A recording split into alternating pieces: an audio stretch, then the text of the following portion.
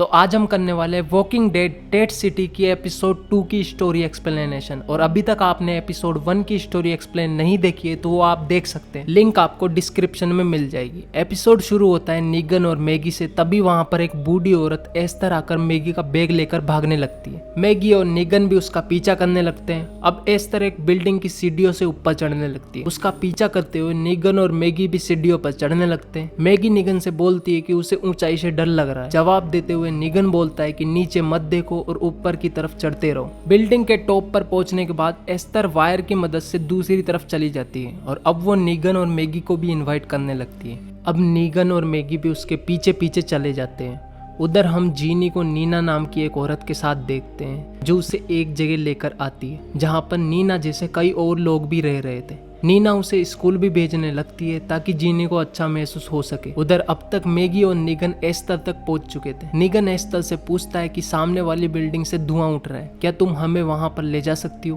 पर एस्तर जो बोलती है वो नीगन और मैगी के समझ नहीं आता। जिसके बाद एस्तर उन्हें अपने पीछे आने को बोलती है और ये तीनों अब एक जगह पर जाकर पहुंचते हैं जहाँ पर पहले से ही कुछ लोग मौजूद थे।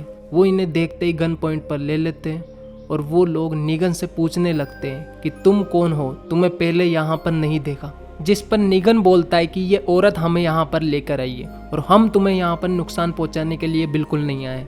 वो लोग बोलते हैं कि तुम यहाँ के तो नहीं लगते, बताओ जल्दी से तुम कहाँ से हो वरना तुम्हें मार दिया जाएगा।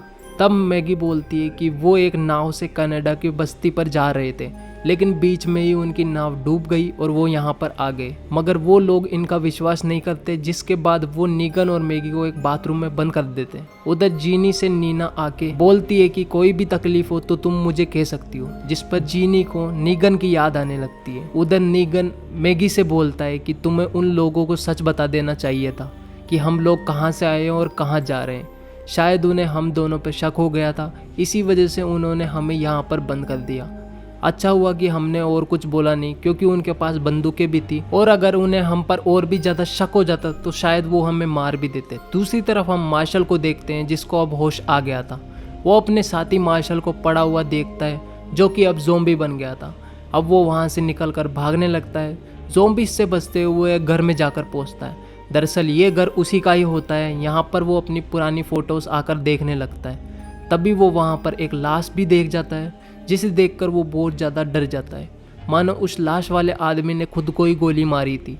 मार्शल का शोर सुनकर कई सारे ज़ोंबीज़ उस घर पर आ जाते हैं, लेकिन मार्शल अपनी जान बचाने के लिए घर की खिड़की से कूदकर भागने लगता है। लेकिन उसकी बुरी किस्मत जो वो एक पहले से ही बिछे हुए जाल में फंस जाता है और उस जाल से निकलने की कोशिश करने लगता है। दूसरी तरफ मैगी और नीगन जहाँ पर बंद थे उस बिल्डिंग में कुछ दूसरे लोग भी घुस आते हैं। दरअसल जिन लोगों ने मैगी और नीगन को पकड़ा था उन लोगों को लगने लगा था कि ये दूसरे लोग बिल्डिंग में आए हैं वो नीगन और मैगी के ही साथी है और उन्हें छुड़ाने यहाँ पर आए हैं। इस पर बिल्डिंग के अंदर पहले से ही मौजूद लोग मैगी और नीगन से पूछने लगते हैं कि क्या वो लोग तुम्हारे साथी हैं जो तुम्हें बचाने यहाँ पर आए हैं, क्योंकि इस जगह के बारे में किसी को नहीं पता। इस पर मैगी बोलती है कि ये लोग हमारे आदमी नहीं है, लेकिन वो लोग अभी भी उनका विश्वास नहीं कर रहे थे। जिसके बाद नीगन उनमें से एक आदमी को चाकू की नोक पर रख लेता है और बोलता है कि अगर हम उनके साथ होते तो अब तक तुम्हारा इस साथी का गला कट चुका होता। जिसके बाद वो लोग मैगी और नीगन पर भरोसा कर लेते हैं और उन्हें उनका सामान लौटा देते हैं। मैगी को लग रहा था कि वो लोग क्राउड के लोग थे।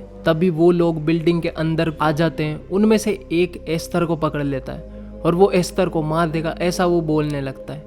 नीगन एस्तर की जान बचाने की कोशिश तो करता है मगर वो आदमी एस्तर को मार देता है, जिस पर अब वो सभी लोग रोने लगते हैं और बोलते हैं कि एस्तर उनके साथ काफ़ी समय से रह रही थी, वो उनका परिवार और वही सब कुछ था। अब नीगन उस आदमी को पकड़ लेता है और बिल्डिंग में जाने लगता है जहां इस आदमी के और भी लोग थे। नीगन बोलता है कि तुम्हारे साथी यहाँ पर है और अब तुम अपने सारे हेलमेट उतार दो ताकि मैं तुम्हारी शक्लें तो देख सकूं। जिसके बाद वो सारे हेलमेट उतार देते हैं और नीगन बड़ी ही बेरहमी से उस आदमी को गला काट कर मार देता है। ये सब मैगी वहीं पर छुपकर देख रही होती है और सोचती है कि कोई आदमी इतना बेरहम कैसे हो सकता है। उधर जीनी का मन वहाँ नहीं लग रहा था और रात के अंधेर में वहाँ से जाने का फैसला करती है। अब मैगी उन लोगों के पास आकर सच बता देती है कि वो दोनों यानी कि मैगी और नीगन यहाँ पर क्रोड की तलाश में आए थे। वो उसे पकड़ना चाहती थी क्योंकि उसने उसके बच्चे को पकड़ रखा था, जिस पर वो लोग बोलते हैं कि वो भी इसमें उनका साथ देंगे क्योंकि उन्हें पता है क्राउड के बारे में और उसकी लोकेशन भी। उधर हम मार्शल को देखते हैं जो कि खिड़की से कूदकर अपनी जान बचाने के चक्कर में एक जाल में फंस गया। कुछ ही देर में वहाँ पर ज़ोंबीज आने लगते हैं और अब वहाँ पर एक गाड़ी भी आती है जिसमें से वही हेलमेट वाले लोग उतरते हैं और अब हमें पता चलता है कि दरअसल ये सभी लोग क्राउड के ही लोग थे। साथ ही क्राउड भी उसी गाड़ी से निकलता है। वो अपने साथियों के साथ सारे ज़ोंबीज को मार देता है और मार्शल को पकड़ लेता है। अब वो मार्शल से बोलता है कि तुम्हें घबराने की ज़रूरत नहीं है क्योंकि तुम अब सेफ हो।